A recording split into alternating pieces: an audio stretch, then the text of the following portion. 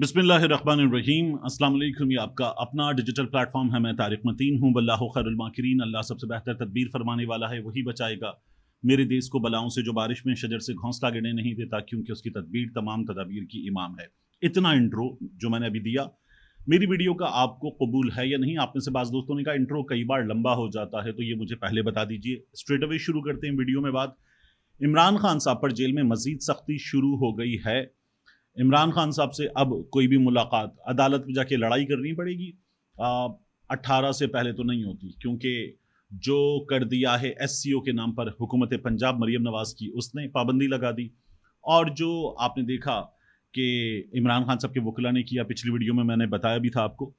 तो उसके बाद जो अडियाला जेल में हो रहा है वो हमें कैसे पता चलेगा, इमरान खान का मौक़िफ़ क्या है वो हमें कैसे पता चलेगा, ये एक अलग चीज़ है। लेकिन पाकिस्तान तहरीक इंसाफ के ट्विटर हैंडल पर एक वीडियो शेयर की गई है। एक खातून है, वो जो बात बता रही हैं वो उससे मिलती जुलती है जो इससे पहले मुझे कराची में पाकिस्तान तहरीक इंसाफ के एक ऐसे रहनुमा ने, जो इमरान खान से मिलकर आए थे और तब कहा था कि इमरान खान ने खुद भी बताने से मना कर दिया है।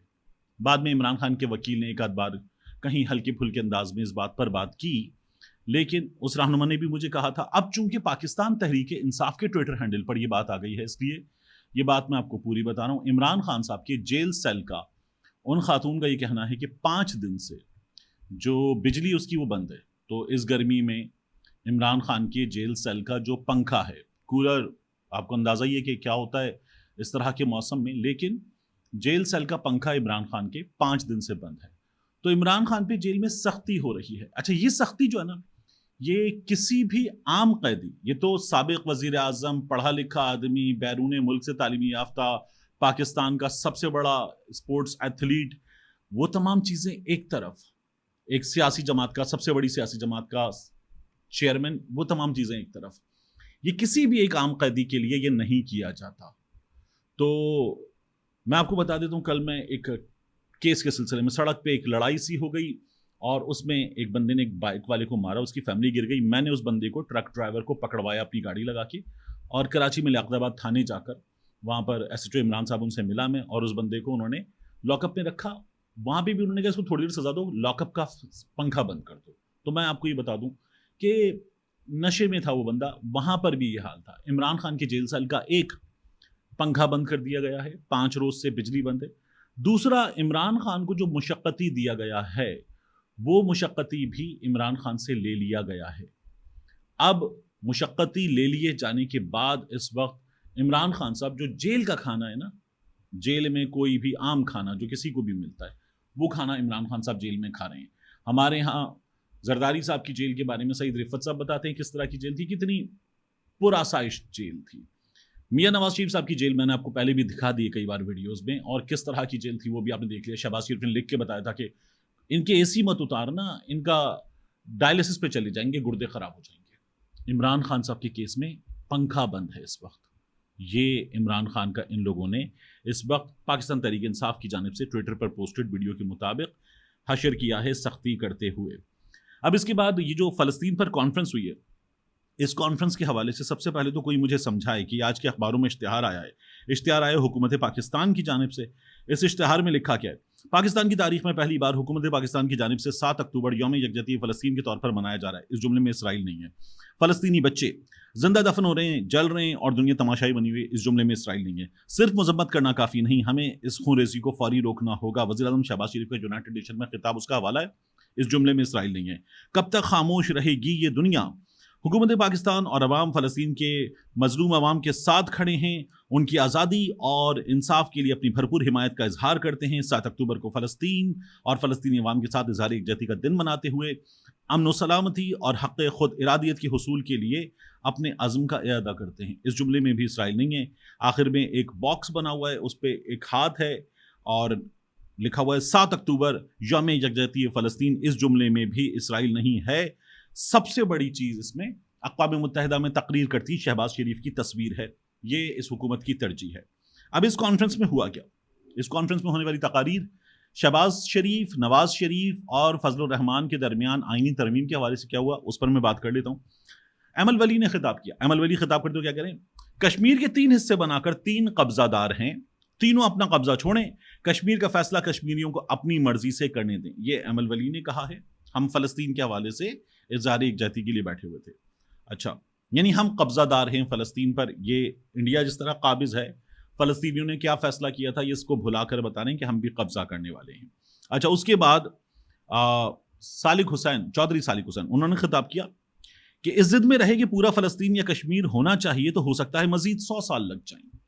کھل کر بات کریں, زمینی حقائق دیکھ کر لائمل بنائیں. یہ چودھری سالک حسین کا خطاب تھا. اب میں آپ سے عرض کروں کہ آپ دیکھیے یہ جو باتیں ان لوگوں نے کی ہیں نا, یہ دونوں کیسے آئے ایوان میں, یہ اور یہ حکومت کیسے آئی ایوان میں, یہ غیر سیاسی طاقتوں کی لائی حکومت ہے. اور یہ باتیں پچھلے کچھ عرصے میں غیر سیاسی طاقتوں کی جانب سے بار بار کی گئی ہیں. تو یہی باتیں یہ لوگ کر رہے ہیں. عمران خان صاحب کا اس پر موقف ان سے بالکل مختلف موقف تھا. اس کے بعد ایک اور چیز ہوئی ہے, جب ان سے اپنے ووٹ پورے نہیں ہو رہے, فضل الرحمان کو آج رام کرنے کی کوشش کی گئی. فضل الرحمان کی نواز شریف کی 1-on-1 ملاقات خبروں کے مطابق نہیں ہوئی. یعنی نواز شریف صاحب, میں نے آپ کو صبح بتایا تھا کہ کوشش کریں گے آج فضل الرحمان سے ملاقات کر کے. نجم سیٹھی صاحب کہہ رہے تھے کہ یہ چھوڑ کے بیٹھ گئے, جائیں جا کے ملیں نواز شریف, زرداری صاحب کتنی بار ملیں, فضل الرحمان کے پاس جائیں جا کے بیٹھ جائیں. تو اتنی تکلیف ہے نواز شریف صاحب کو ہی نہیں, ان کے جتنے بھی اثاثے ہیں سب کو اتنی تکلیف ہے. تو جب یہ نہیں ہوا ہے تو آپ دیکھیے کیا ہوا. عادل بازئی کے سلسلے میں نون لیگ کے قائد نواز شریف نے ایک ایم این اے جو اپنا نہیں تھا اس کو اپنا لکھ کر بھیج دیا. الیکشن کمیشن نے زبردستی دے دیا تھا, اس کو اپنا لکھ کر بھیج دیا. اس کا پلازا بھی گرا دیا گیا کوئٹہ میں اور کہا اس کو ڈی سیٹ کر دو.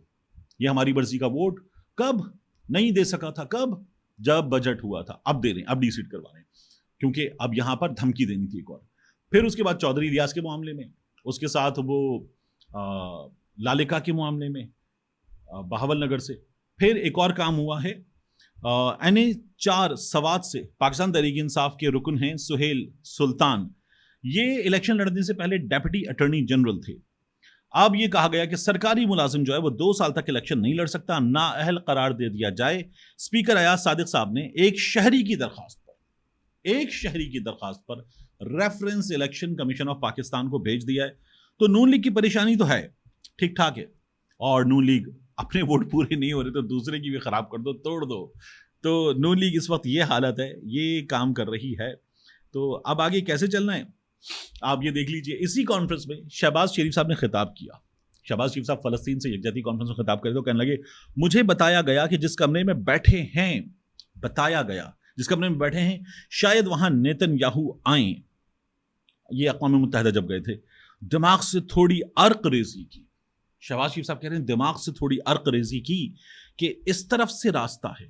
تو شہباز شریف نے کہا اگر یہاں سے آئے گا نیتن یاہو تو کہنے لگے اس طرف سے راستہ ہے. میں اپنا منہ اس طرف کر کے بیٹھ گیا کہ اس طرف کر کے بیٹھ جاؤں تاکہ وہ مجھے دیکھ نہ پائے, نیتن یاہو مجھے دیکھ نہ پائے, دیکھے بھی تو گزر جائے تاکہ مجھے اس سے ہاتھ نہ ملانا پڑے.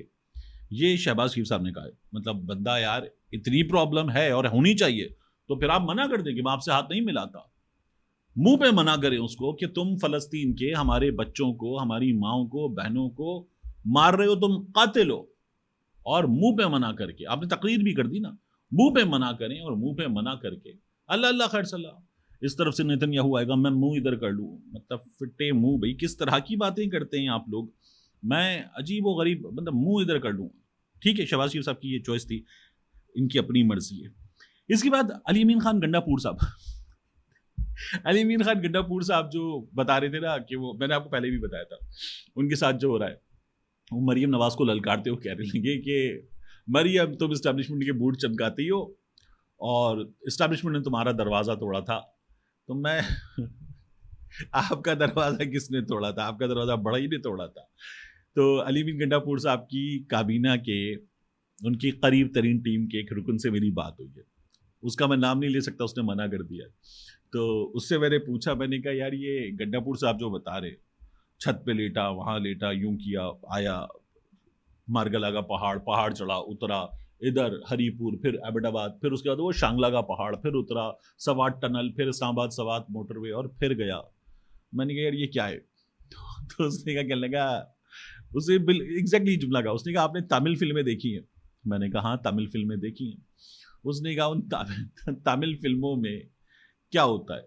میں نے کہا یار تامل فلموں میں تو ایک بندہ ہاتھ میں پکڑا ہوا دل، انسانی دل، وہ پھینک کے مارتا ہے اور وہ بستر پہ پڑے ہوئے مریض کو اسپتال میں اڑتا ہوا جا کے اس کو لگ جاتا ہے اور وہ ٹھیک ہو جاتا ہے. تو کہنا بس یہ میرا جواب ہے علی امین گنڈاپور صاحب کی کہانی پر. اس نے کہا یہ میرا جواب ہے.